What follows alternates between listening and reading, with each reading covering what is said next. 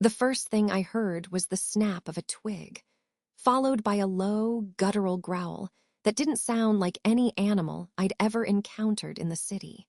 My breath hitched, freezing in my lungs as I pressed my back against the rough bark of an ancient pine. The woods outside Blackwater were supposed to be a sanctuary, the one place I could escape Stella's endless, frantic energy and the metallic scent of stage magic. But this was a different kind of magic, a primal, terrifying one. The air, thick with the scent of damp earth and pine, now carried a new, musky odor, wild, predatory, and dangerously close.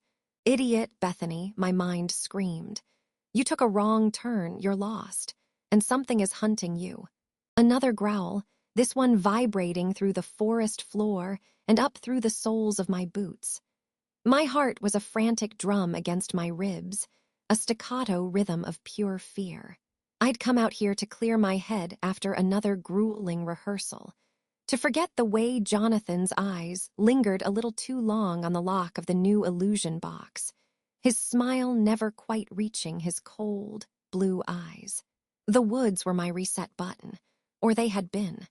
A shadow detached itself from the deeper darkness between the trees, massive, silhouetted against the silvered moonlight filtering through the canopy. It moved with a liquid, predatory grace that was utterly alien. I saw the glint of eyes, amber intelligent and fixed directly on me. Run. I had to run. I pushed off the tree, my legs burning with adrenaline-fueled strength, and sprinted blindly through the undergrowth. Thorns tore at my jeans, branches whipped my face. The sound of my own panicked breathing was deafening, but not loud enough to drown out the soft, padding footfalls gaining on me with terrifying ease. It wasn't chasing, it was hurting. I burst into a small clearing, moonlight bathing the space in an eerie glow, and my flight ended as abruptly as it began. I skidded to a halt, gravel and dirt scattering. He stood in the center of the clearing, as if he'd been waiting. He wasn't the beast from the shadows, but he was just as formidable. Tall, with shoulders that seemed to block out the moon. He wore dark, simple clothes that did nothing to disguise the raw power coiled in his frame. His hair was dark, tousled by the wind. And his eyes, they were the same burning amber as the creature's. "Stop running," he said. His voice was a deep rumble, a command woven into the very texture of the sound. It wasn't a suggestion. I stumbled back a step, my chest heaving. What was that? What are you?" He took a single step forward, and the air between us crackled with a tension that had nothing to do with fear and everything to do with a sudden, shocking magnetism. My skin prickled. My blood, moments ago icy with terror, now sang with a strange, warm current. I wanted to step closer and flee at the same time. "That," he said, his gaze never leaving mine, "is a problem. You shouldn't be here." "I got lost," I managed, forcing the words past dry lips. "I'll just go. It's not that simple." He tilted his head, studying me with an intensity that felt invasive. "You've been seen, smelled. The perimeter is guarded for a reason." A low whine echoed from the tree line. The shadow beast was still there, watching, obeying. "Who are you?" I whispered. "Peter." The name was an anchor in the surreal chaos. "And you've just trespassed on private pack territory." Pack. The word landed with heavy significance. It explained the coordination, the guarding. But what kind of pack? "Bethany," I offered, my name feeling flimsy. "My name is Bethany. I didn't see any signs." A ghost of a smile touched his lips, but it was humorless. "Our signs aren't the kind you read." He took another step, now close enough that I could feel the heat radiating from him, could smell a clean, wild scent like autumn storms and deep forest. It scrambled my thoughts. "You're trembling." I was, but not just from fear. A ridiculous, traitorous part of me was responding to his proximity, to the sheer alpha dominance he wore like a cloak. It was the same charge I felt before a big illusion, but deeper, rooted in my very bones. "You're going to let me go, right?" I asked, hating the slight quiver in my voice. Peter's amber eyes flickered, a war visible in their depths. "That's the question." He leaned in, his voice dropping. "What did you see, Bethany?" Before I could answer, a new voice cut through the clearing, sharp and agitated. "Peter, what's the hold-up? Evan caught her scent from a mile off. Just mind-wipe her and let's go. The council is waiting." A man emerged from the opposite tree line. He was slimmer than Peter, with sharp, intelligent features and wire-rimmed glasses that reflected the moonlight. He carried an air of impatient authority. "Not now, Jonathan," Peter said, the rumble in his voice now a clear warning. Jonathan's eyes, a pale, calculating blue behind his glasses, swept over me with clinical disdain. "A human, lost, standard procedure. Unless she's—" His gaze darted back to Peter, and a slow, unpleasant smile spread across his face. "Oh, interesting. Is that why you're hesitating?" Little did she know, wandering in here would be the biggest mistake of her life. "Back off, Beta," Peter growled, and the title hung in the air, Beta, a hierarchy. "This isn't your decision." "Everything that affects the pack is my decision," Jonathan retorted, his voice a silken threat. "Including stray humans who might have seen too much. The law is clear. Either she's dealt with or she's made pack. And we both know the latter is unlikely." His sneer was palpable. "She's nobody. A stage magician's assistant for Moon's sake. I checked the town records. Bethany Reed. No family, no connections, easy to disappear. The casual mention of my life, of Stella's magic act, delivered with such cold precision, was more terrifying than the growls. They'd been watching the town. They knew me. Peter moved, almost imperceptibly, placing his body slightly between Jonathan and me. The gesture sent a shocking bolt of warmth through my fear. I said, "Back off." The tension spiked, a physical pressure in the clearing. The creature in the woods, Evan, presumably, let out a soft, anxious chuff. Jonathan held up his hands, a mockery of surrender. "Fine, bring her to the lodge. Let the council see what has our alpha's sibling so conflicted." He spat the last word, his eyes glinting with a malice that promised this wasn't over. He turned and melted back into the trees, his departure as silent as his arrival. The word echoed. Sibling. Peter was the alpha's brother. Peter let out a long, controlled breath. The commanding presence softened just a fraction. "You have to come with me now, Bethany. It's the only way you walk out of these woods alive tonight." "Alive!" The word was a squeak. "What is this? Who are you people?" He finally closed the distance, his hand coming up. He didn't touch me, but his fingers hovered near my cheek. A jolt, like static electricity but warmer, more profound, arced between us. My breath caught. His eyes widened a fraction, the amber glowing faintly. "You feel that," he stated, his voice thick with something like awe and dread. I could only nod, mesmerized. "That's the problem," he murmured. "That changes everything." He dropped his hand, the connection snapping painfully. "Come, walk beside me, don't try to run. Evan is still out there and he's not as conflicted as I am." The walk through the moonlit forest was silent, but for the crunch of our footsteps and the distant call of an owl. The lodge, when it appeared, was not what I expected. It was a sprawling, beautiful structure of logs and glass, nestled against a mountainside, glowing with warm light. It spoke of old money and deep roots. As we approached the wide porch, the front door opened, spilling light. A woman stood framed in the doorway. She was stunning, with fierce green eyes and a cascade of dark hair. She held herself with an authority that rivaled Peter's. "Peter," she said, her voice melodic but firm. Jonathan radioed ahead. "Care to explain why you're bringing a human to our doorstep on a council night?" Her gaze swept over me, assessing, wary. "Stella," Peter said, and my heart lurched at the familiar name before I realized it was just a coincidence. This wasn't my bubbly employer. This Stella was a force of nature. This is Bethany. She crossed the western perimeter. And, Stella prompted, one eyebrow arched, Peter's jaw tightened. And I felt it. 2 simple words. They meant nothing to me, but they struck Stella like a physical blow. Her eyes flew to mine, widening. The regal composure cracked for a single, revealing instant, showing a flash of shock, then a hardening resolve. "You're sure?" "As sure as the moon," Peter replied, his voice gravelly. Stella stepped back, holding the door open. Her expression was unreadable now, a mask of cool efficiency. "Bring her in. The council will want to see this."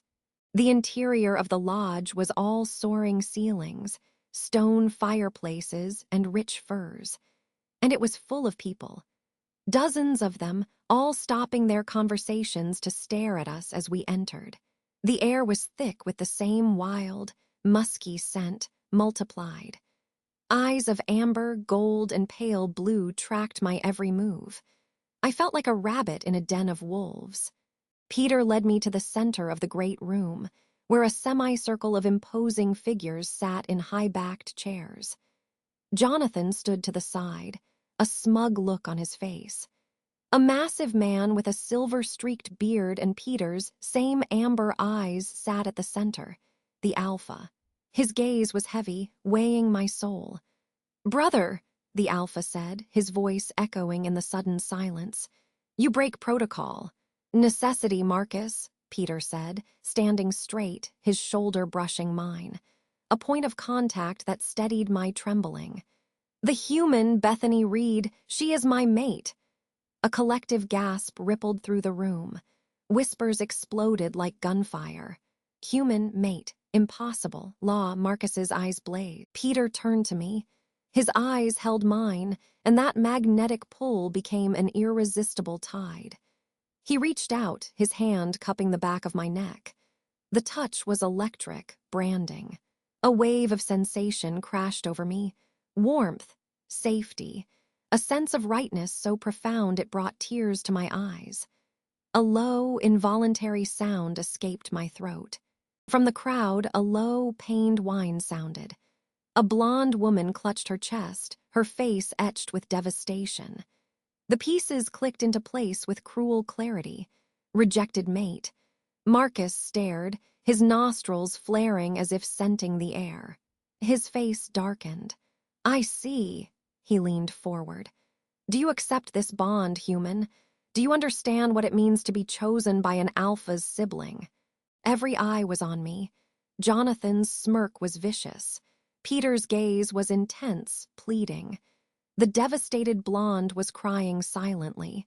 I understood nothing, only that my world had ended and begun in this clearing, that a connection I couldn't explain was tying me to this dangerous, magnetic man. That saying yes would throw me into a world of monsters and laws I didn't comprehend. That saying no might mean I'd never leave this room. My lips parted, the word hovering on my tongue. That was when the first crack echoed through the lodge. It wasn't from the fireplace. It came from within Jonathan. A sickening, wet snap of bone. He doubled over, his glasses falling to the floor as his body began to contort, his clothes straining. "The moon," someone whispered in terror. Jonathan's head snapped up, his eyes now a feral, glowing blue, all reason gone. His gaze, filled with primal rage and betrayal, locked not on Peter but on me. "Mine," he roared, his voice distorting into something not human as his skin began to tear. And he lunged. The echo of Peter's declaration, "She is my mate," hung in the great room's stunned silence. It was a sound that had changed everything, a seismic crack in the foundation of Bethany's reality. The air, thick with pine smoke and tension, seemed to vibrate with the words. If only I had known that running into those woods would end here, she thought, her heart a frantic bird against her ribs. In front of her, The blonde woman's shattered sob was the first thing to pierce the quiet. Then came the growl. It was a low, visceral tremor that emanated from Beta Jonathan. His clinical disdain evaporated, replaced by a raw, unstable fury that contorted his handsome features. His amber eyes, fixed on Bethany, swirled with chaotic silver. This is an abomination," he snarled, his voice guttural, layered with the promise of a snout and fangs. "A human, claimed by the Alpha's own brother. You've broken the covenant, Peter. You've brought a weakness into our heart." Marcus, the Alpha, held up a hand, his own gaze a storm of calculation and disbelief. "Jonathan, control yourself." His command was a whip crack, but it lacked its former absolute power. Jonathan was trembling, a fine, violent shiver racking his frame. The scent of ozone and wild rage, a sharp, electric tang, flooded Bethany's. "Control," Jonathan spat, his head jerking in a distinctly canine motion. "You ask for control while this stain stands in our sacred space. The proof he demands, Marcus. Let's see it." His eyes blazed toward Peter and Bethany. "The bond is a farce, a pathetic human trick of scent and suggestion. She has bewitched him."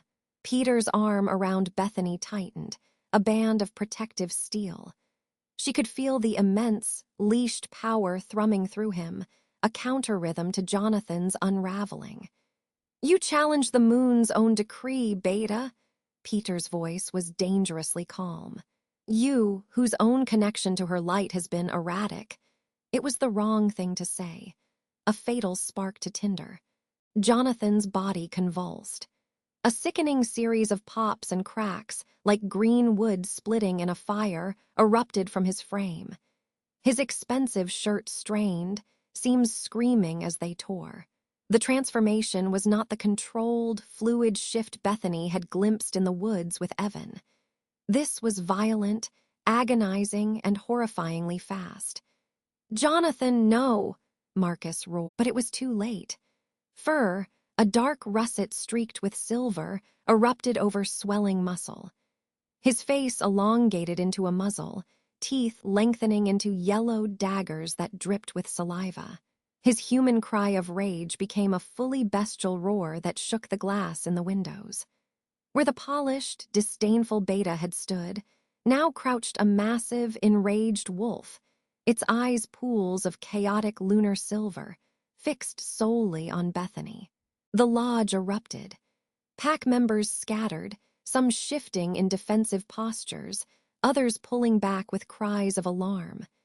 The blonde woman was dragged away, her weeping swallowed by the chaos. Stella shouted orders, her voice cutting through the din, directing younger members toward the rear halls. The wolf that was Jonathan lunged. Peter shoved Bethany behind him, a movement so swift it was a blur. "Stay back," he barked, and then he was meeting the charge. He didn't fully shift. Instead, his body seemed to blur at the edges, his hands becoming clawed, his stature expanding, his jaw squaring with the promise of fangs. It was a hybrid form, a testament to his formidable control, and he caught Jonathan's snapping jaws on his forearms. The sound was horrific, the clash of powerful bodies, the snarls that were pure hatred, the scrape of claws on polished hardwood. A side table shattered. A rug tore. "Stop him!" Marcus bellowed, not to the pack, but to two large, gray wolves who had materialized at his sides. They leapt into the fray, trying to flank Jonathan, to pin the berserk Beta. Bethany stumbled back, her back hitting the cold stone of the fireplace. The heat from the flames was a shocking contrast to the ice in her veins. She was trapped, a spectator to a nightmare. Jonathan's slavering muzzle, those insane eyes, they were always trying to find a path to her, around Peter and the other wolves. She was the target, the infection to be ripped out. Peter took a brutal slash across his shoulder, dark blood welling through his torn shirt. He grunted, but didn't yield, using his weight to drive Jonathan back a step.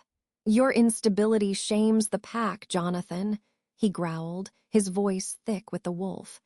"This is not protocol. This is madness." What happened next changed everything. In the desperate scramble, one of Marcus's guards was thrown back, yelping, crashing into a cabinet. For a split second, a path cleared between Bethany and the raging beta.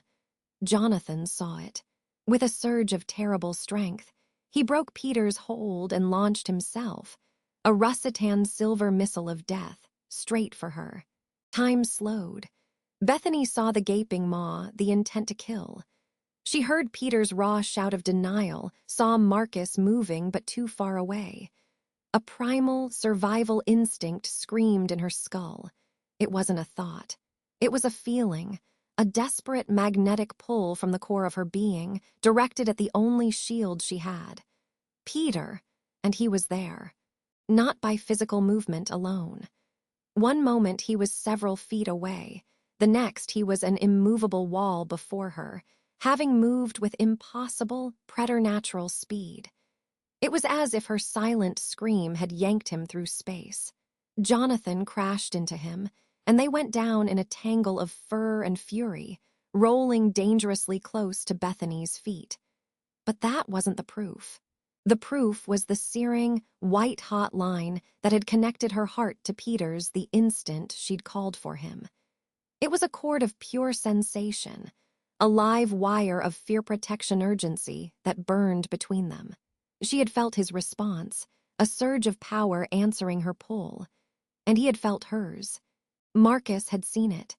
His sharp eyes, missing nothing, had caught the unnatural swiftness of Peter's interception, the way their movements were eerily synchronized. He saw the look of shared, shocked realization that passed between Peter and the terrified human girl. "Enough!" The alpha's voice was no longer just a command. It was imbued with a palpable, crushing authority that pressed down on the room like a physical weight. Bethany gasped, her knees buckling. The fighting wolves froze, pinned by the dominance in the tone. Jonathan, still in wolf form, whimpered, his chaotic silver eyes rolling as he was forced into submission, his body flattening against the torn floorboards. Marcus stepped into the center of the wreckage, his gaze sweeping from his subdued, trembling beta to his bleeding brother, and finally to Bethany. The skepticism was gone, replaced by a grim, awestruck acceptance. "The bond," he stated, the words final. "It is true. The moon has spoken, however inconveniently." The pressure lifted slightly. Jonathan began to shift back, the process just as painful and jarring in reverse, leaving a naked, gasping, and seething man on the floor, covered in shallow cuts and humiliation. He didn't look at Bethany, but the hatred radiated from him in waves. Peter straightened, his hybrid features receding, leaving a pale, bleeding man who still positioned himself squarely between Bethany and the rest of the pack. He was breathing heavily. "You see, brother, I do not defy you without cause. I see a complication of monumental proportions," Marcus corrected, his voice low. He looked at Bethany as if seeing her for the first time, not as a human intruder, but as a knot in the tapestry of his pack's future. "The human Bethany Reed. She is tied to you. The pull is undeniable. To deny a true mate bond is to court madness, a different kind than what we just witnessed." He shot a disgusted glance at Jonathan, who was now being helped up and draped in a blanket by a stone-faced Stella. Bethany found her voice, a thin, reedy thing. "What does that mean? What is happening to me?" Marcus ignored her, speaking to Peter. "She stays, for now, in your custody. You are responsible for her actions, and for the consequences of her presence. The council will convene at dawn to decide how to proceed. The human world cannot know of us. This bond creates a vulnerability." "She is not a vulnerability," Peter said, his jaw tight. "She is my mate. She is a human who, until tonight, believed magic was a trick done with mirrors and smoke," Marcus countered coldly. Her life, her very understanding of the world is a threat to our secrecy. You will make her understand. You will contain this." His eyes narrowed. "And you will deal with the discord you have sown." His gaze flicked meaningfully toward the hallway where the heartbroken blonde had disappeared. Peter gave a stiff, shallow nod of acquiescence. The alpha had spoken. Marcus turned his attention to Jonathan. "Beta, your loss of control is unacceptable. You are relieved of duty until the moon's next cycle. You will undergo the purification rites. Your instability endangers us all." The punishment was delivered with cold finality. Jonathan's head remained bowed, but his fists, clenched at his sides, were white-knuckled. Without another word, Marcus turned and strode from the great room, the pack parting for him, the crisis temporarily adjourned. The tension bled from a rolling boil to a simmering unease. Pack members began to move, cleaning up the wreckage with quiet efficiency, casting wary, curious glances at Bethany. She felt like a museum exhibit, the human who upended everything. Peter finally turned to her. His shoulder was still bleeding, 4 parallel slashes staining his shirt a deep crimson. His face was etched with pain and exhaustion, but his amber eyes were soft as they searched hers. "Are you hurt?" She shook her head mutely, unable to articulate the storm inside her. Terror, confusion, and that strange, residual warmth of the connection that had flared between them. "Come," he said, his voice gentler now. He didn't take her hand, perhaps fearing another overwhelming jolt of the bond, but gestured for her to follow.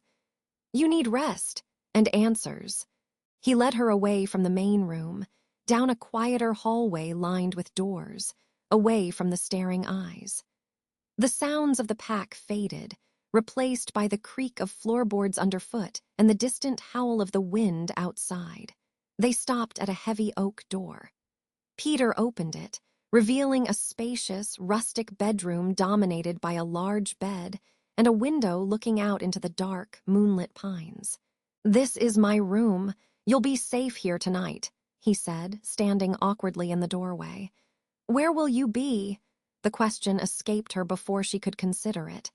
"Outside the door," he said simply. "On guard." The reality of her situation crashed down. A prisoner, a guest, a mate, she didn't know what she was. "Peter, what is this bond? What did I feel?" He leaned against the doorframe, a shadow of pain crossing his features. "It is the moon's design. A connection between 2 souls faded. It is rare and sacred. It grants awareness, a sense of the other's extreme emotion or danger. It can allow a sharing of strength." He looked at his bleeding shoulder. "What you felt when you called it, that was the bond responding. I didn't call out loud. You didn't need to." The truth of it hung between them, immense and terrifying. "For me, it was a pull, a tug on my very core. I had to be at your side." Bethany wrapped her arms around herself. "And the woman, the blonde one." Peter's expression closed off. "Lena, she was a hope, a potential match the pack approved of. It was never a bond, not like this." He said it with a finality that brooked no argument, but guilt lingered in his eyes. "Get some sleep, Bethany. Dawn will come soon, and with it the council's judgment." He stepped back, beginning to close the door. "Peter," she whispered. He paused. "Thank you for stopping him." A ghost of a smile touched his lips there and gone. "I will always stop what threatens you. That is the bond, and that is my vow." The door clicked shut, leaving her alone. The room was silent, save for the sigh of the wind. She was exhausted, every muscle aching with adrenaline crash. She sank onto the edge of the bed, the soft fur throw beneath her fingers a stark reminder this was no wilderness cabin. This was the heart of a predator's den. She replayed the night.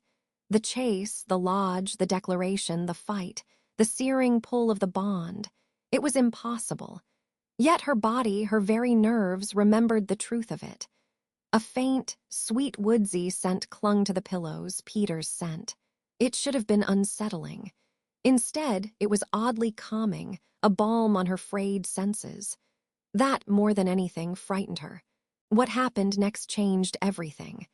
Because as she sat there in the quiet dark, a new sound seeped into her awareness. Not the wind, not the creaking lodge. It was a soft, deliberate scratching at the window. Her blood ran cold. She was on the second floor. Slowly, dread a lead weight in her stomach, she turned her head. Pressed against the glass, distorted by the pain but horrifyingly clear, was a human face. It was Jonathan. His eyes, now human but burning with a feverish, unhinged intensity, locked onto hers. His mouth moved, shaping silent words against the glass. He raised a single finger, stained with what looked like dark earth or dried blood, and began to slowly, meticulously draw a symbol on the outside of the window. A circle with a jagged line slashed through it. He smiled, a chilling, mirthless stretch of lips, and whispered a single word that, through the barrier of glass and night, she heard as clearly as if he were in the room with her. Soon. The single word, soon, hissed through the glass, was a poison that seeped into the marrow of her bones. Bethany stumbled back from the window, her heart a frantic bird against her ribs.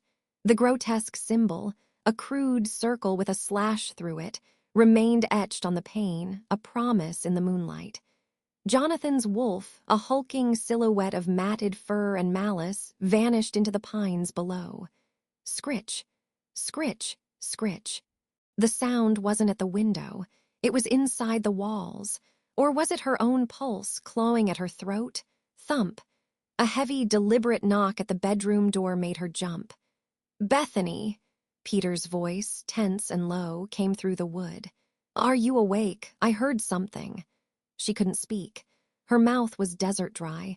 She could only stare at the defiled window. The door opened.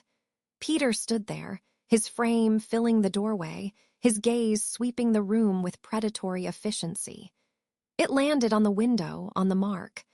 A low, dangerous growl vibrated in his chest, a sound so primal it shook the air in the room. In 2 strides he was at the glass, his fingers tracing the cold pane over the etching. He was here, Peter said, the words flat and deadly. It wasn't a question. Bethany found her voice a thin thread of sound. He said soon. Peter's jaw tightened. The calm, conflicted man from earlier was gone, submerged beneath a surface of protective fury. He's been stripped of rank, ordered to the purification caves. He shouldn't be anywhere near this lodge. He turned from the window, his eyes glowing faintly in the shadowed room. He's broken direct command. That's unprecedented for a beta. What does the symbol mean? She whispered, wrapping her arms around herself. It's an old mark, a rejection. It means unclean or false. His gaze burned into her. He's marking you as an abomination, a lie. Peter moved suddenly, grabbing a thick wool blanket from the foot of the massive bed. He draped it over the window, blotting out the moon and the accusing mark. The room plunged into deeper darkness, relieved only by the sliver of light from the hall. He won't get through me, Peter stated, his voice absolute. But you will not be alone again, not for a second. If only I had known then that his promise, though fierce, was a net with holes too small to see. We focused on the wolf at the window, blind to the serpent already in the den. He didn't leave. He pulled a chair to the center of the room, between the bed and the shrouded window, and sat. A silent sentinel. The tension in the air shifted from one of terror to a thick, intimate strain. Here they were, bound by a cosmic accident, prisoner and guard, destined and doomed. You should try to sleep, he said, his voice softer now. Dawn and the council will come fast enough. Sleep, a hysterical laugh bubbled in her throat. How? My life has been hijacked. That thing outside wants me dead, your brother wants to debate my fate, and you... She looked at his profile, outlined in the dim light. You say we're connected. I feel something.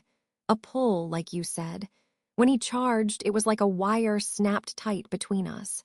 But I don't know you. I'm a magician's assistant. I make doves appear and saw people in half. I don't belong in a war between werewolves. The chair creaked as he leaned forward, resting his elbows on his knees. You belong where your mate is. That's the only law that matters, deeper than pack, deeper than species. The moon doesn't make mistakes, Bethany. It feels like a pretty catastrophic mistake from where I'm standing, she shot back, a flare of her old spirit breaking through the fear. What about Lena? He flinched as if struck. The sound of the blonde woman's sobbing echoed in the silence between them. Lena was a hope, he admitted, the words heavy with guilt. The pack hoped. I hoped. A good match, a strong she-wolf. It would have been neat, but there was no bond, no spark, just polite expectation. When I touched your hand in the woods, he looked at his own palm, then at her. It was like being struck by lightning and coming alive for the first time. I knew, I know, and in front of everyone I broke her heart to follow it. That makes me an asshole in any world. The raw honesty disarmed her. She sat on the edge of the bed, the down comforter sighing beneath her. So what happens at dawn? This council, will they vote to kill me to keep your secret? No, he said, too quickly. Then, more measured, Marcus wouldn't allow it. Not now that the bond is verified. To kill a true mate is to invite a curse, to sow madness in the pack. But they will see a human as a vulnerability. They'll want safeguards, oaths, possibly confinement to pack lands. Confinement, you mean imprisonment. Protection, he insisted, but the word rang hollow. A new sound filtered into the room, not a threat, but the mundane symphony of the great lodge settling. A distant pipe groaning, the soft crackle of a dying fire downstairs, the wind humming a low note in the chimney. It was almost peaceful. That peace was a lie. Tell me about the pull, she said quietly, staring at the floor. What is it for you? He was silent for so long she thought he wouldn't answer. It's a compass in my blood, he finally said, his voice a rough whisper. Pointing only to you.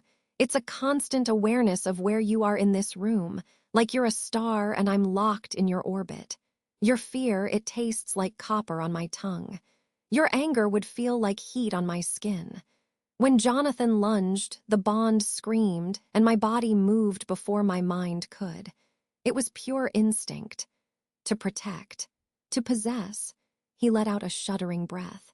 It's terrifying, and it's the most real thing I've ever known. Her own heart echoed the confession. She had felt that wire snap tight. She had felt a surge of desperate certainty that he would reach her in time. She had, for a fleeting second, known it. What happened next changed everything.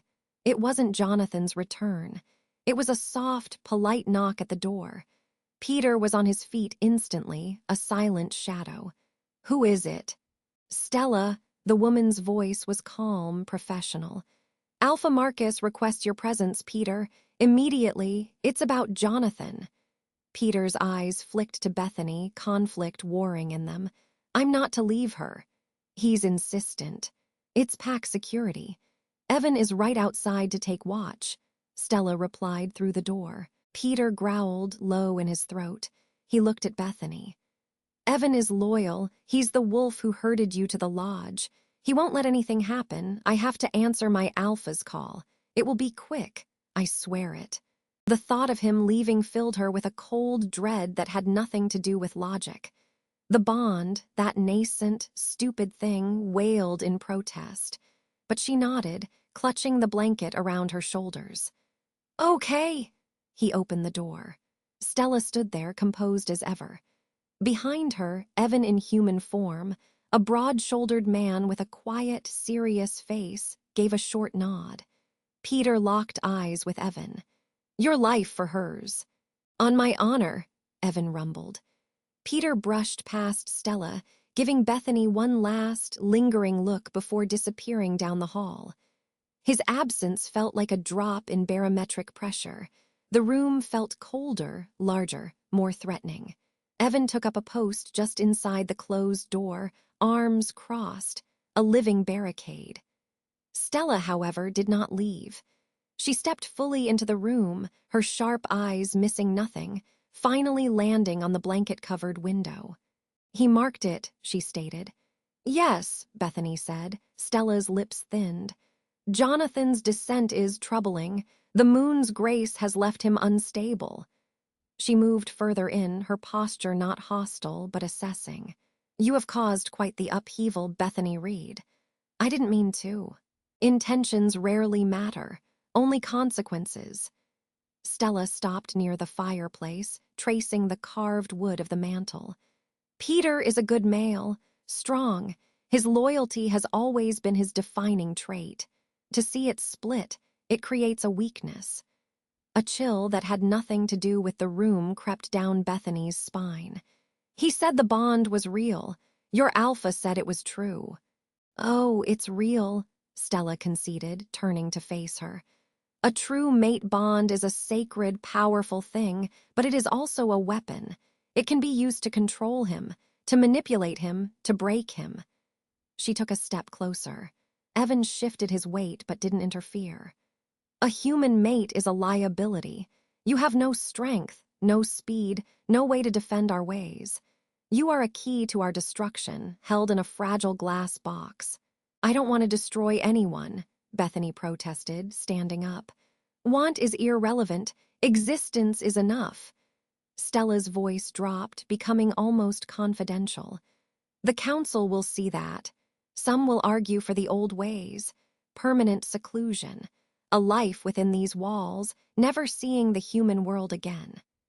Others, those who fear Jonathan's reaction is a sign of deeper moon sickness, may argue for more permanent solutions to restore balance." Bethany's blood ran cold. "Peter said they wouldn't kill me. Peter believes in the bond's protection. He is romantic. I am practical." Stella's gaze was pitiless. "There is another way, a kindness in its own fashion." The air grew thick. The crackle of the distant fire was the only sound. "What way?" Bethany asked, her voice barely audible. "Leave," Stella said simply. "Tonight, now, before the council convenes. I can take you to the edge of the territory. You can disappear, go back to your life of saws and doves." The offer hung in the air, glittering and toxic. Freedom, safety, a return to ignorance. "And Peter," Bethany breathed. Stella's expression softened, but it was the softness of a pathologist. "The bond will hurt him. A breaking like that, it will be a wound, but he will heal. In time, he could even find a proper mate within the pack. He would be whole again. The pack would be secure. You would be alive and free. It is the cleanest cut." It made a horrible, logical sense. She was a splinter in the body of the pack. Remove the splinter, the body heals. The pull in her chest, that new and fragile thing, twisted in agony at the thought. But wasn't it just biological? Couldn't it be overcome for the greater good? For his good? "Why would you help me?" Bethany asked, suspicion cutting through the tempting despair. "Because I love this pack," Stella said, her hand over her heart. "And I can see the storm your presence will bring. Jonathan is just the first crack in the dam. I am preventing a flood." She glanced at Evan, who was staring rigidly ahead, his jaw clenched. He heard every word, but his loyalty was to his post, not to her counsel. "Decide, now, while Peter is occupied. It is the only chance you will get." The weight of the decision crushed her. Stay and risk death or imprisonment, and drag Peter into a war with his own kind. Leave and save them all, but carve out her own soul and leave him with a phantom limb for a heart. The door to the bedroom flew open, with a force that shattered the stillness. Peter stood there, chest heaving, his eyes blazing with feral gold. Not with Marcus. Alone. His gaze swept from Stella's poised figure to Bethany's stricken face. "What?" he snarled, the word vibrating with fury, "is happening in my room?" Stella didn't falter. Offering a scared girl options, Peter. As a senior member of this pack, it is my duty to consider all outcomes.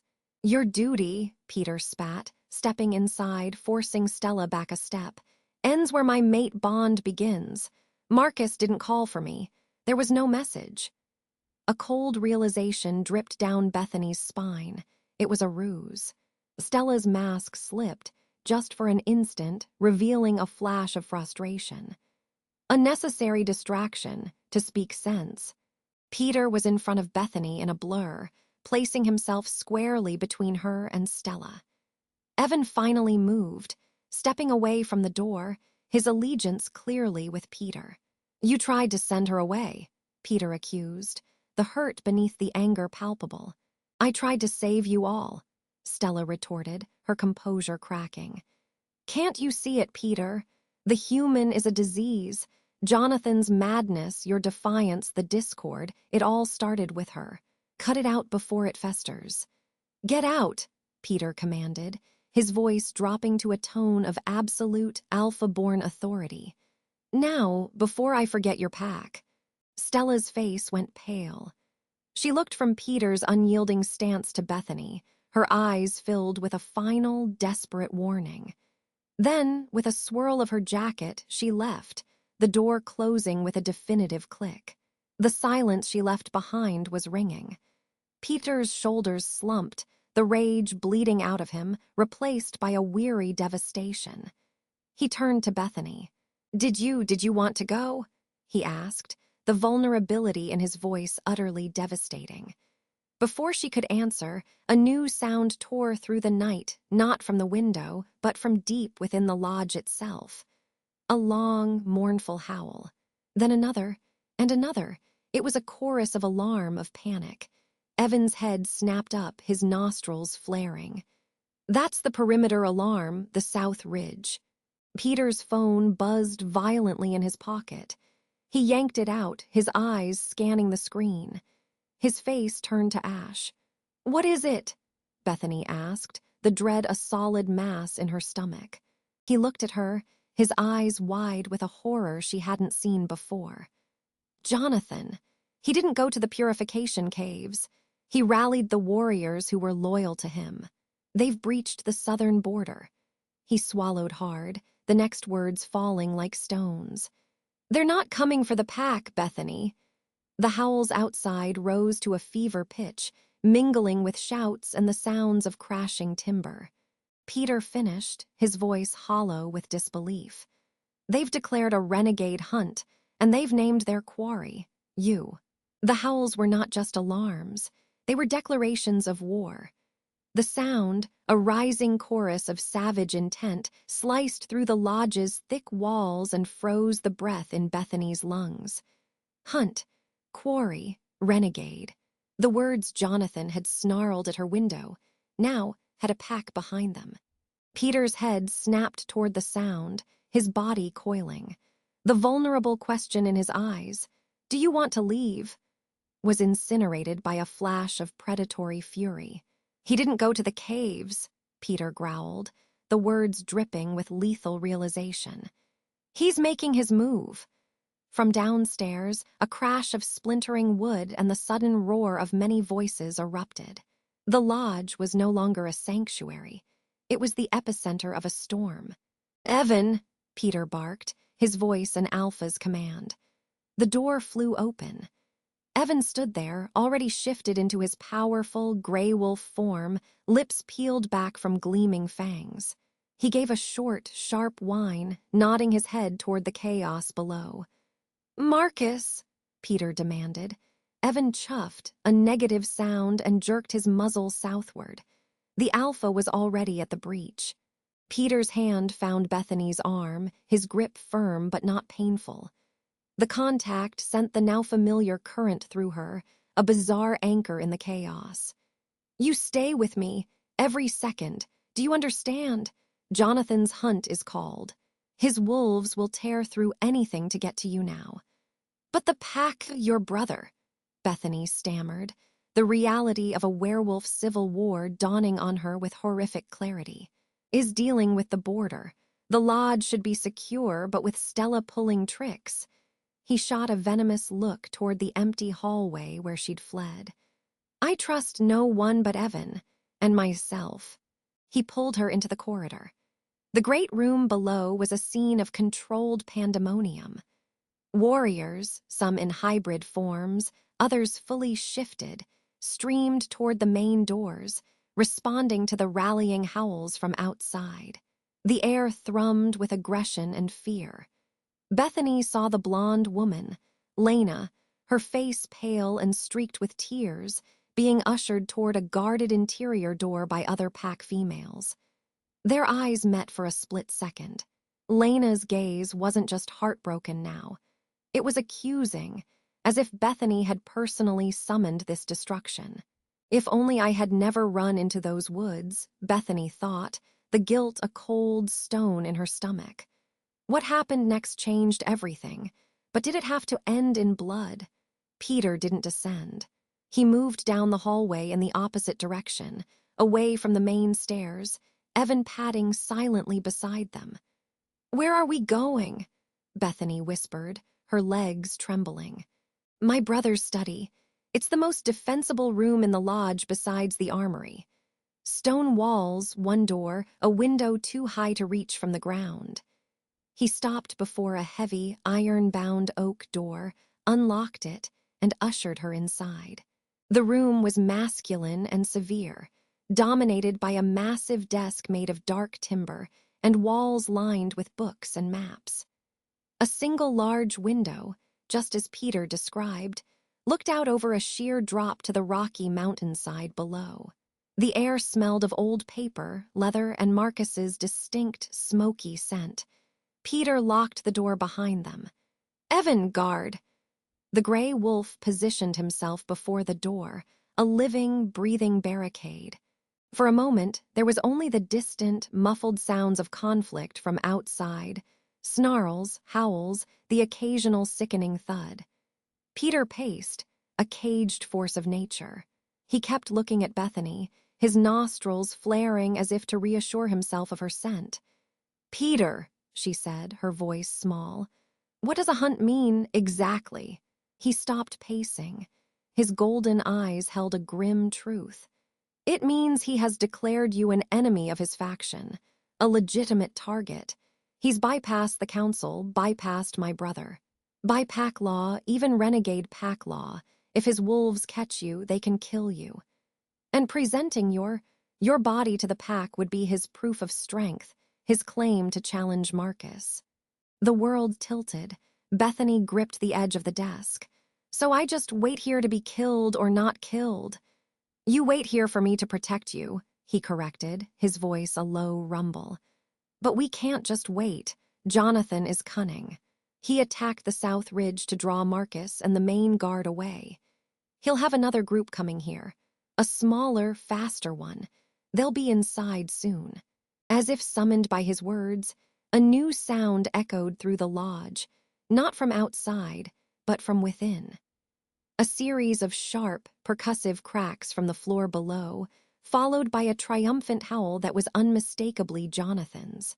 The sound was closer, inside the great room. Evan growled, the fur on his spine rising. "They're in," Peter stated, his body shifting.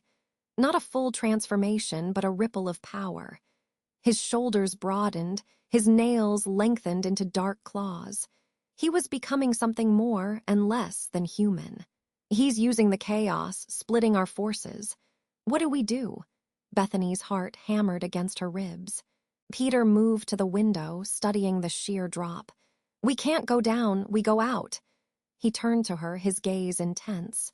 "I need you to trust me, completely. Can you do that?" The question was absurd. She'd known him for less than a day. He was a werewolf. His world was trying to kill her. And yet the bond between them, that inexplicable magnetic pull, screamed yes. He was her only constant in the madness. "I don't have a choice," she breathed. "You always have a choice," he said, and for a moment he was just Peter again, conflicted and burdened. "But I'm asking you to choose me." A thunderous impact shook the study door. Wood splintered around the heavy lock. Jonathan's voice, distorted by his wolf, snarled from the other side. "Little rabbit, I can smell your fear." Evan launched himself at the door just as it burst inward. What happened next was a blur of fur, fangs, and fury. Evan met the first renegade, a massive tawny wolf in a collision of snapping jaws. But a second wolf, sleek and black, darted around them, its eyes fixed on Bethany. Peter moved. The bond between them flared white-hot.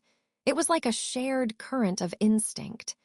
Bethany didn't see him cross the room. He was just there, intercepting the black wolf mid-leap.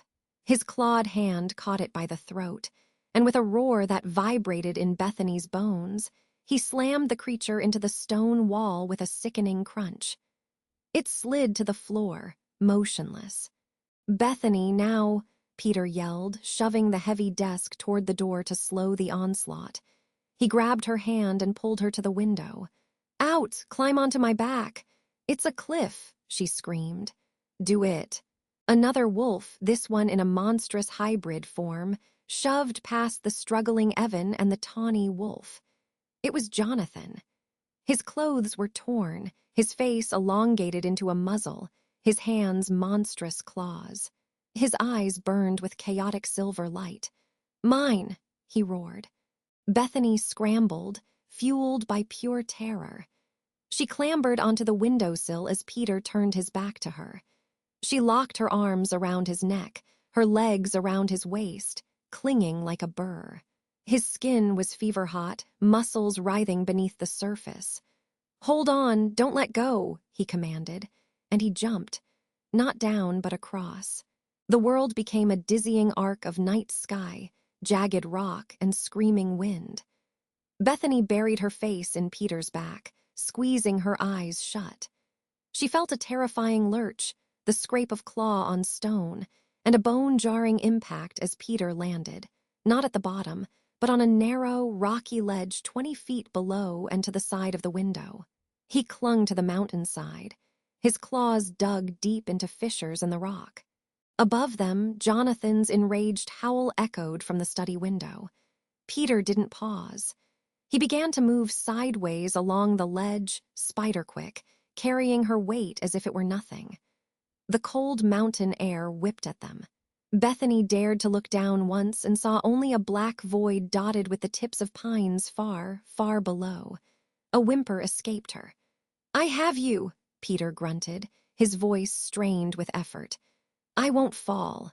They traversed the sheer face for what felt like an eternity. The sounds of battle from the lodge grew fainter, replaced by the rush of wind and the frantic beat of her own heart. Finally, the ledge widened into a small, hidden crevice in the rock face, shielded by an overhang. Peter half-collapsed, setting her down gently on the cold stone before slumping beside her, breathing hard. They were in a shallow cave, no more than a gouge in the mountain. But it was hidden. For now, they were safe. Bethany stared at him in the dim moonlight filtering in. He was fully shifted back now, his face human but etched with exhaustion and pain. A deep gash bled freely on his shoulder where Jonathan's claw must have caught him during the melee. "You're hurt," she said, her voice shaking. "It's nothing, it'll heal." He looked at her, his eyes searching her face. "Are you hurt?" She shook her head, numb. The adrenaline was receding, leaving a hollow, trembling shell. "What now? They'll find us. They'll smell us." "Not here," Peter said, leaning his head back against the rock. "The mountain has its own sense, ozone, stone lichen. The wind is strong and chaotic. It will scatter our trail. But we can't stay long." He looked at her, the gold in his eyes soft.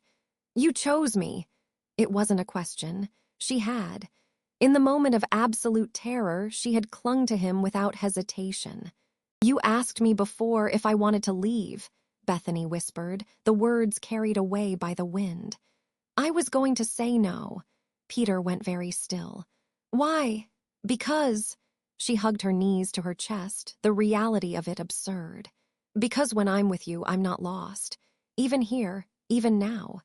It's the only thing that makes sense." A low, pained sound escaped him. He reached out, his fingers gently brushing a strand of hair from her cheek. The touch was electric, a comfort and a promise. The bond, it's more than I ever imagined. It's not just claiming. It's belonging. For a few stolen minutes, there was peace. Just the two of them in a crack in the world, the chaos held at bay. Bethany tended to his wound as best she could with a strip torn from her shirt, the intimacy of the act quiet and profound. The reprieve was shattered by a new sound. Not a howl, a horn. A deep, resonant, mournful note that rolled across the mountainside, vibrating through the very stone. Peter's head snapped up, his face draining of color. "No, what is that?" "The Alpha's horn," he said, his voice thick with dread. "It's only blown for two things, the death of an alpha or a full pack summons for execution." They listened, frozen. The horn blew again, a long, unwavering note that spoke of finality. Then, carried on the wind, clear as a bell, came Marcus's voice, amplified by power and authority to echo across the entire territory. It was cold, commanding, and utterly devoid of mercy. "Peter Blackwood, here am I decree. You have been accused of treason for sheltering a human-declared quarry, sparking insurrection, and defying your alpha. You are summoned to the clearing of judgment. Bring the human, Bethany Reed. Surrender her to the pack as justice, and your life may be spared. Resist, and you are both condemned." The words hung in the air, a death sentence woven from sound. Peter looked at Bethany, his eyes wide with a horror deeper than any he'd shown facing Jonathan. It was the horror of betrayal by his own blood. Marcus had not chosen his brother. He had chosen the pack. The cliffhanger of the hunt was over. A new, more terrible one had begun. Peter's hand found hers in the dark. His grip was desperate. "He's giving me a choice," Peter whispered, the words tearing from him. "A choice no mate should ever have to make." The horn sounded a third time, a final, imperative call. From their hidden perch, they saw torches flare to life in the distant valley below, forming a wide, grim circle in a clearing. The clearing of judgment. The entire pack was assembling. Bethany's fate was no longer in the hands of a renegade. It was in the hands of the Alpha, and the man whose bond to her had just become his greatest crime. End of chapter 4. The torches in the clearing below weren't just lights. They were eyes. 100 judging, amber eyes staring up at the mountainside where we hid. The Alpha's horn's echo had faded, replaced by a low, gathering murmur, the sound of an entire pack converging. My hand was still fused to Peter's, our fingers locked so tight the bones ached. If only I had known that running into those woods would lead me here, to a ledge where the only way down was through a pack of werewolves who saw me as a plague. "The clearing of judgment," Peter said, his voice a gravelly scrape. He wasn't looking at me. His gaze was fixed below, his body rigid. "He's called the full pack. No one ignores that summons. Not even me." "What does that mean for us?" I asked, but I already knew. Marcus's ultimatum hung in the cold air between us. Surrender me or be condemned. Peter finally turned. In the moonlight, his face was all harsh angles and shadows, but his eyes held that impossible, gentle warmth that was for me alone. "It means the performance is over. No more hiding in studies or crevices. We walk down there and we face it, together." What happened next changed everything. It started with a sound, not from below, but from above. A skittering of pebbles. A low, wet growl that didn't come from the clearing. Evan, still in his wolf form and guarding the narrow entrance to our crevice, spun with a warning snarl. A dark shape lunged from the rocks above us. It wasn't a full wolf, nor a full man, but a monstrous hybrid caught mid-shift, muscle and fur and rage. Jonathan.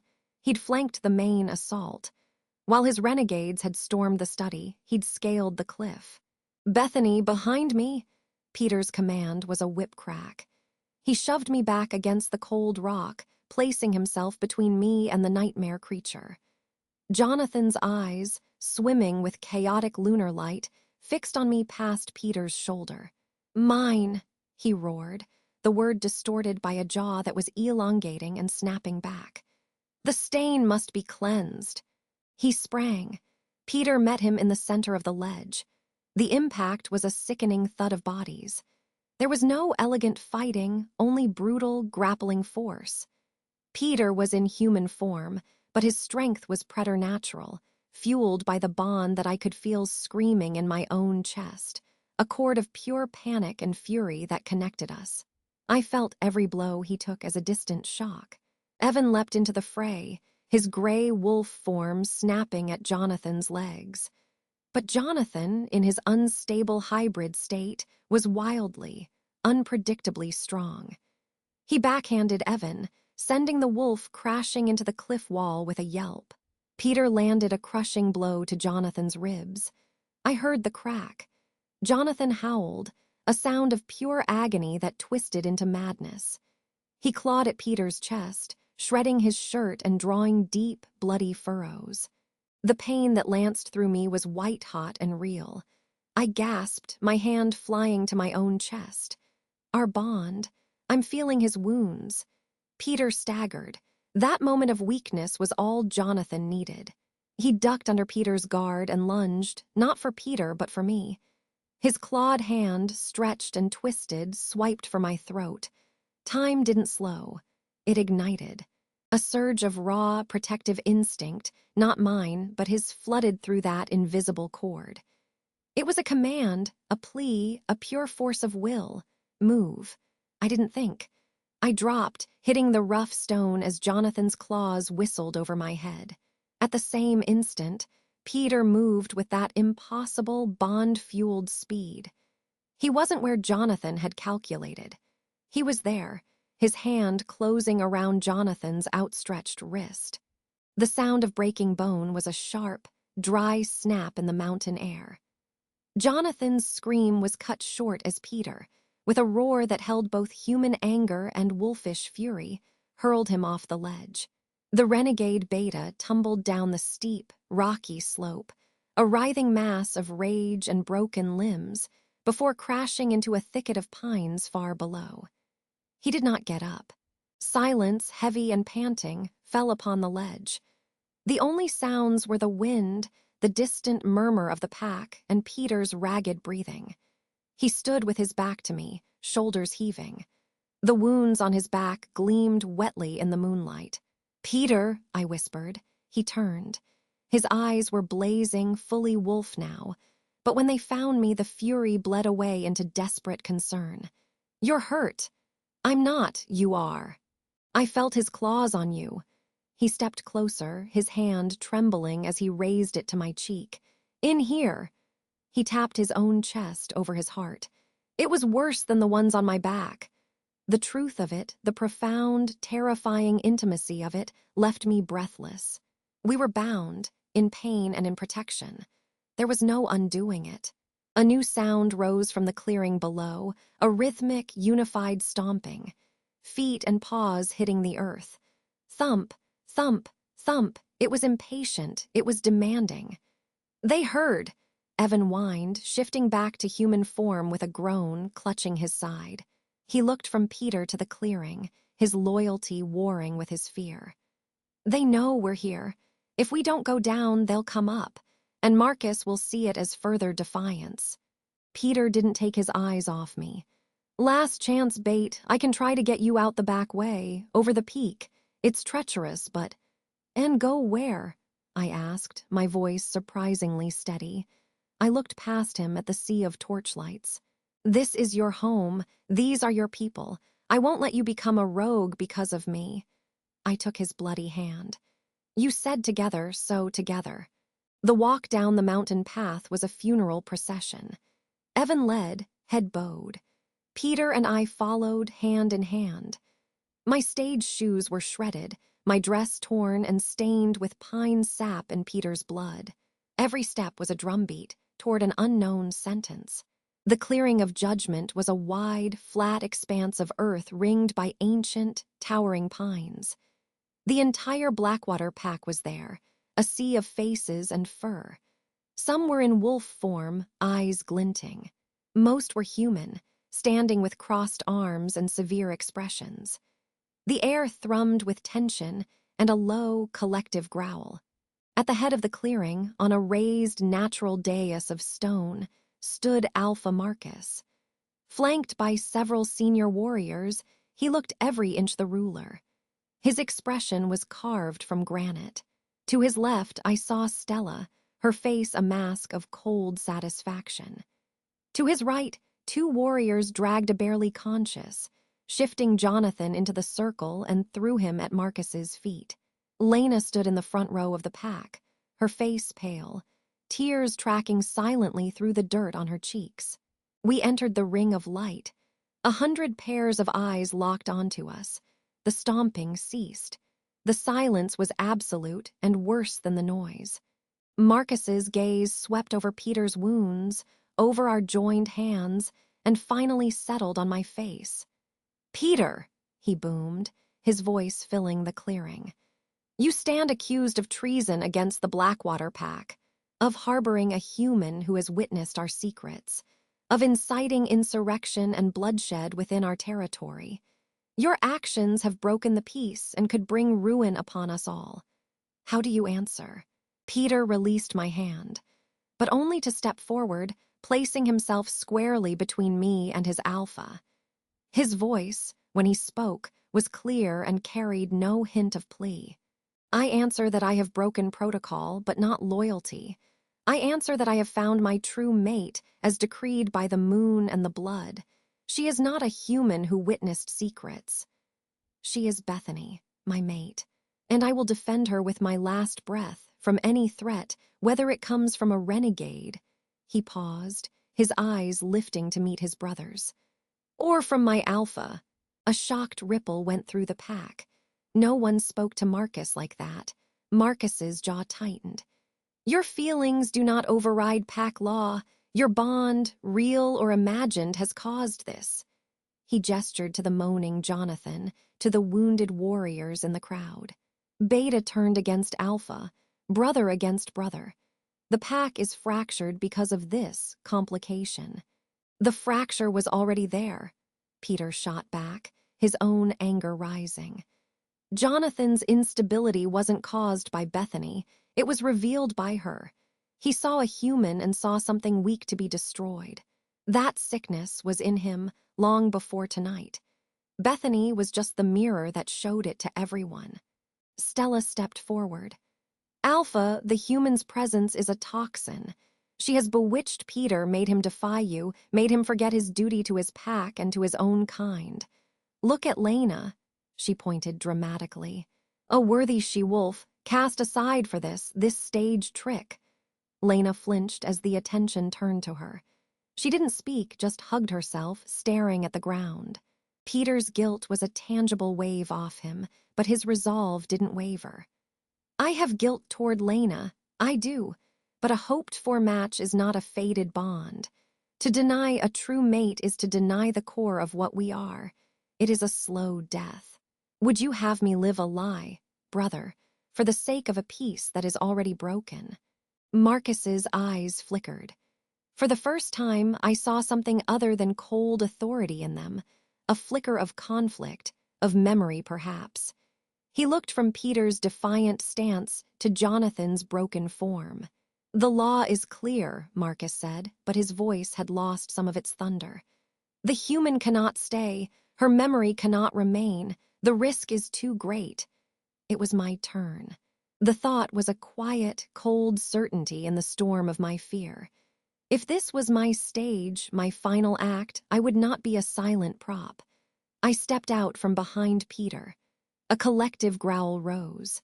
Peter tried to pull me back, but I shook my head, my eyes on Marcus. "Alpha Marcus." My voice sounded small, but it didn't crack. The clearing fell silent again, shocked that I would speak. "I am Bethany Reed. I am a human. I am afraid. But I am not a trick." I took a shuddering breath, addressing the whole pack now. "I didn't ask for this. I was lost and terrified, and your wolf herded me here." Then Peter touched my hand. And I felt it too. It wasn't a spell. It was a recognition. Like finding a part of myself I never knew was missing. I looked at Lena, my heart aching for her. "I am sorry for your pain, truly, but I did not steal anything. This bond chose us both." I turned back to Marcus.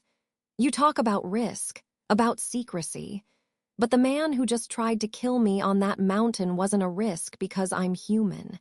He was a risk because he was broken. Peter isn't. He's trying to protect what he loves, both me and this pack. Isn't that what an alpha's sibling should do?